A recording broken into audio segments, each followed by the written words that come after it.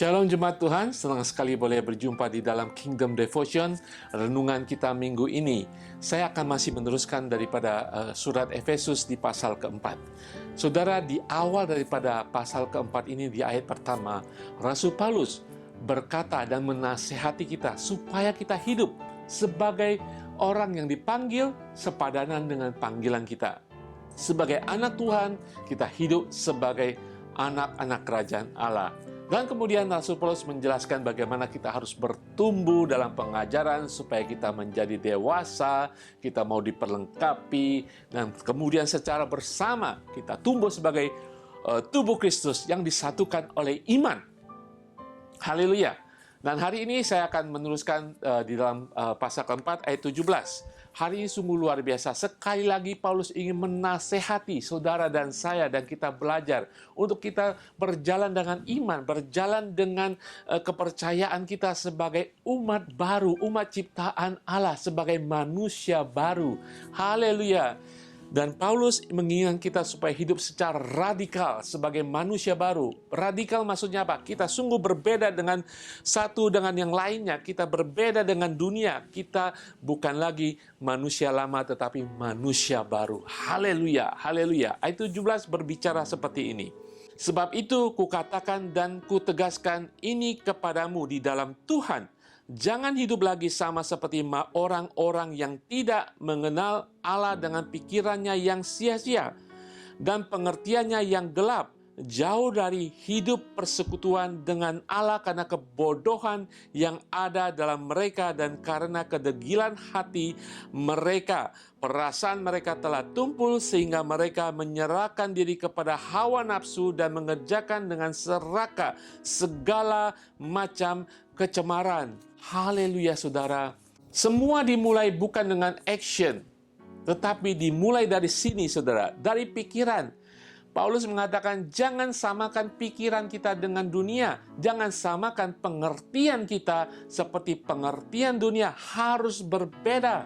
Saudara, pada masa sekarang ini sama dengan pada waktu Rasul Paulus menulis surat kepada jemaat di Efesus 2000 tahun yang lalu. Sama saudara. Bahkan mungkin saat ini lebih parah lagi. Ketika dunia menginginkan kebebasan berpikir, kebebasan berbicara, sampai menabrak satu sama lain. Bahkan antara dunia dengan pendapat A dan pendapat B tidak bersesuai dan bercekcokan dan bertengkar dan perselisihan terjadi. Paulus menginginkan kita tidak mengadopsi, mengambil cara-cara pikir dunia. Kenapa saudara? Karena pemikiran dunia, cara pikir dunia, cara pikir manusia lama kita hanya kosong dan sia-sia, yaitu kegelapan. Dan tidak hanya itu, firman Tuhan di dalam Yakobus 4 ayat keempat menasehati kita. Demikian firman Tuhan, hai kamu orang-orang yang tidak setia, tidakkah kamu tahu bahwa persahabatan dengan dunia adalah permusuhan dengan Allah? Jadi barang siapa hendak menjadi sahabat dunia ini, yang menjadi dirinya musuh Allah. Saudara, kita ingin mengubahkan dunia. Kita ingin menjadikan setiap manusia percaya kepada Tuhan. Kita ingin menginjili mereka. Firman Tuhan mengatakan, jangan bersahabat dengan mereka. Artinya apa? Jangan sepikiran dengan mereka. Jangan mengadopsi pemikiran mereka. Jangan memakai nilai-nilai daripada dunia, tetapi memakai pemikiran daripada Kristus. Nilai-nilai surgawi, nilai-nilai Injili yang ada di dalam firman Tuhan. Rasul Paulus juga mengingatkan kita, ketika kita tidak hati-hati, ketika kita mengikuti pemikiran dunia, kita akan memiliki hati yang membeku, hati yang degil. Di dalam ayat ke-18 tadi mengatakan, hidup mereka yang tidak bersekutu dengan Tuhan karena kebodohan yang ada dalam mereka dan karena kedegilan hati mereka. Arti kedegilan adalah hati yang keras, saudara. Hati yang menolak Tuhan, hati yang membatu, hati yang tidak ada kasih, saudara. Dikatakan ayat 19, perasaan mereka telah tumpul sehingga mereka menyerahkan diri kepada hawa nafsu dan mengerjakan dengan serakah segala macam kecemaran.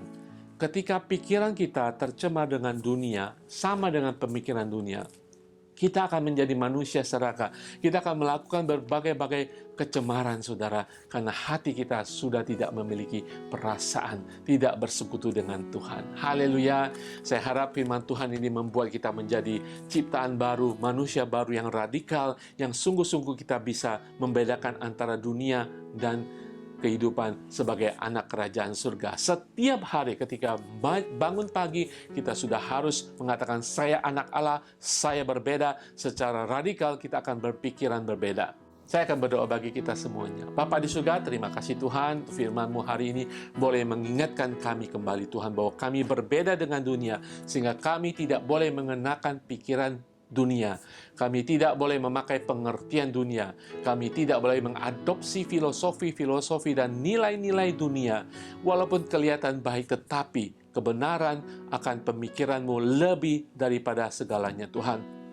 Kami mau download Tuhan pemikiran, pengertian daripada surgawi. Kami mau download Tuhan hikmat dari surgawi. Biarlah setiap pemikiran hikmat surgawi turun atas setiap anak-anak-Mu Tuhan, sehingga Tuhan kami sungguh-sungguh boleh berjalan sebagai manusia baru, ciptaan baru di dalam Yesus Tuhan. Haleluya. Amin. Amin. Saudara-saudara pasti bisa, Roh Kudus akan memberikan segala sesuatu yang kita perlukan, mengawal pikiran kita, mengawal hati kita, dan melindungi perjalanan iman kita. Tuhan Yesus berkati semuanya.